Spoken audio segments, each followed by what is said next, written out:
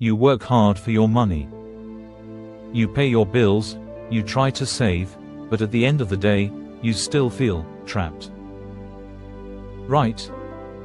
Like you're on a hamster wheel, with money as the master and you as the servant. Your stress levels are tied directly to your bank account, and your life choices are dictated by what you can afford, not what you actually want. But what if the secret to financial freedom wasn't about earning more? What if it was about flipping that power dynamic on its head? What if you could find a sense of wealth that has nothing to do with the numbers on a screen, and everything to do with your own peace of mind? The ancient Stoics knew this secret.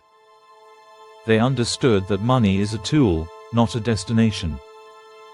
And today, I'm going to share 5 Stoic principles that will help you break the chains of financial anxiety and put you back in the driver's seat. Our world is practically designed to make us servants to money. We're constantly bombarded with ads and messages telling us we need more.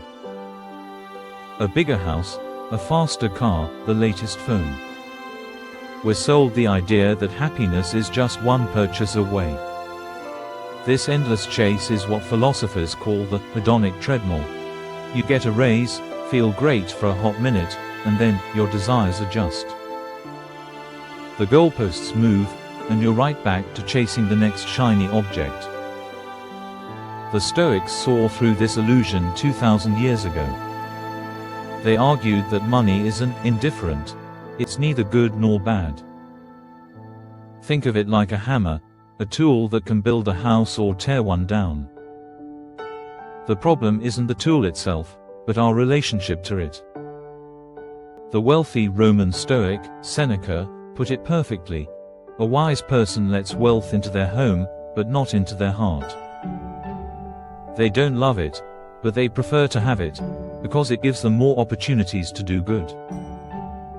This is the fundamental shift. It's time to move money out of your heart, where it creates anxiety and endless desire, and into your toolbox, where it can serve your life's real purpose. The first, and most foundational, Stoic idea is the dichotomy of control. It's a simple but life-changing concept: some things are up to us, and some things are not. Now, let's apply this to your finances. What's actually outside of your control? The stock market, interest rates, a recession, whether your company decides to downsize tomorrow. Fretting about these things is like shouting at the ocean and expecting the waves to listen. It's a total waste of energy. So, where should you focus? On what is entirely within your power.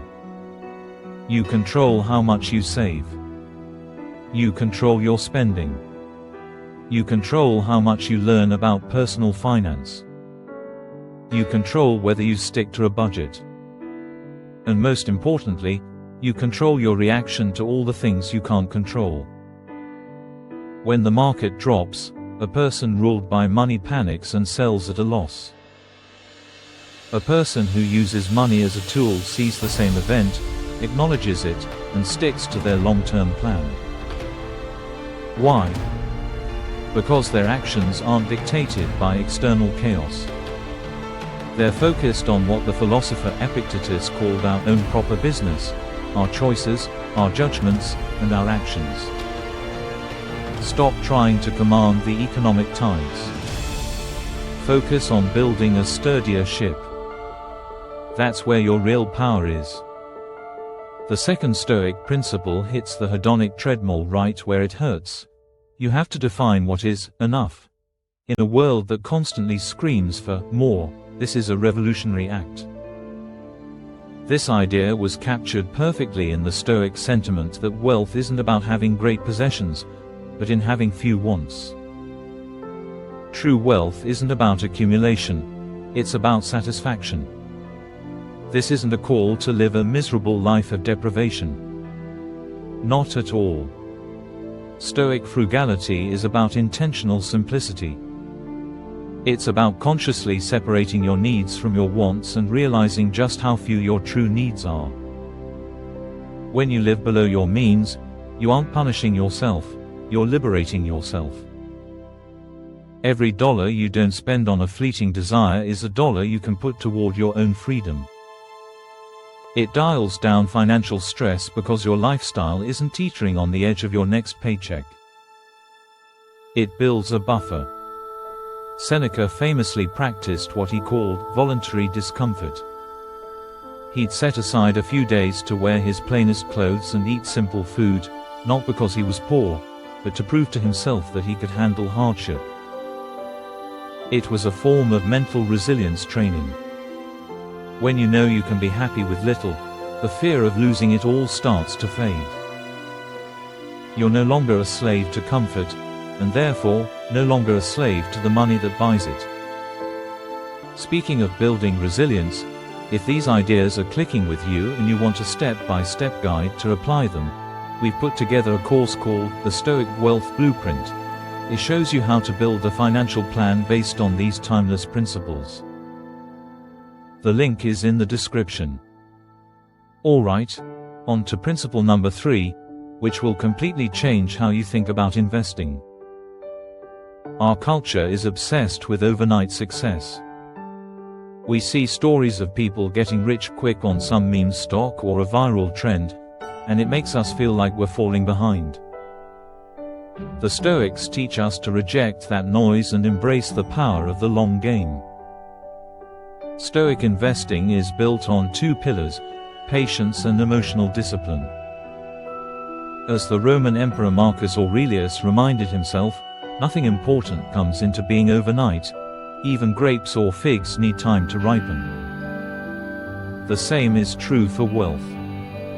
It's built not in frantic sprints, but through consistent, deliberate action over years. In practical terms, this means automating your investments. You put a set amount of your income into a diversified, low-cost fund every single month, whether the market is up or down. This takes your emotions and worst impulses out of the equation. The greatest danger to an investor isn't a market crash, it's their own fear and greed. It's panic selling when prices are low and buying out of FOMO when prices are high. The Stoic investor stays detached. They see market swings as external events they can't control, so they refuse to let those events control them. Their decisions are based on logic and discipline, not euphoria or terror. This approach isn't sexy. It won't make for a thrilling headline. But it is the single most proven path to building real, sustainable wealth. It's about planting a tree today, knowing that its growth will be steady, strong, and deeply rooted for years to come. The Roman Stoics practiced a powerful exercise called premeditatio malorum, the premeditation of evils. This doesn't mean being a gloomy pessimist. It means being a clear-eyed realist. It's about anticipating challenges so they don't break you when they arrive. There's an old fable that perfectly captures this mindset, about a wild boar sharpening its tusks on a tree. A fox comes by and asks why he's bothering when there's no hunter around. The boar replies, "I do it now, so that when the danger comes, I will be ready." This is the very essence of financial resilience. In today's world, sharpening your tusks means building an emergency fund. It means having the right insurance to protect you from disaster. It means diversifying your investments so that one failure doesn't wipe you out. When you're prepared for adversity, you rob it of its ability to scare you. A job loss is still painful, of course, but it's not terrifying when you have 6 months of living expenses tucked away. A market downturn is concerning, but it's not devastating when your portfolio was built to last. By preparing for your financial winter during your summer of abundance, you build a fortress of security. You transform anxiety about the future into confidence in your ability to handle whatever life throws at you. So, what's the point of all this?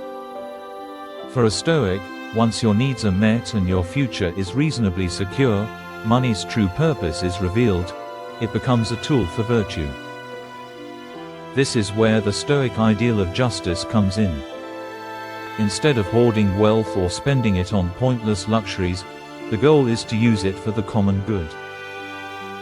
This could mean supporting your community, giving to causes you believe in, helping your family, or creating opportunities for other people. When you see money this way, your entire motivation for earning it can change. It's no longer about status, it's about impact.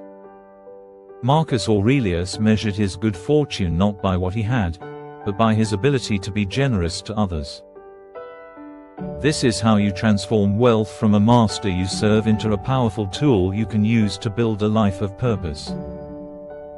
It becomes a means to an end, and that end is living a good, honorable, and helpful life. True wealth isn't a number in a bank account. It's freedom. Freedom from anxiety, freedom from the endless chase, and the freedom to live a life that actually aligns with your values. It's about becoming the master of your own mind, so you can finally become the master of your money. Let's quickly recap the 5 principles. First, practice the dichotomy of control. Focus only on what's in your power. Second, define enough. Find freedom by wanting less. Third, play the long game. Build wealth with patience, not panic. Fourth, prepare for winter. Build resilience so you don't fear the future. And fifth, use wealth for virtue. See your money as a tool for good. The Stoics taught that the power to achieve this freedom doesn't come from your paycheck or the stock market. It comes from within. You have the power to break the chains, to stop being a servant to your money, and to start making it your most effective tool. And that choice, as the Stoics knew, is entirely up to you. If this shift in perspective resonated with you, go ahead and subscribe for more wisdom on living a better life. And click here to watch our next video on the Stoic approach to overcoming procrastination. You won't regret it.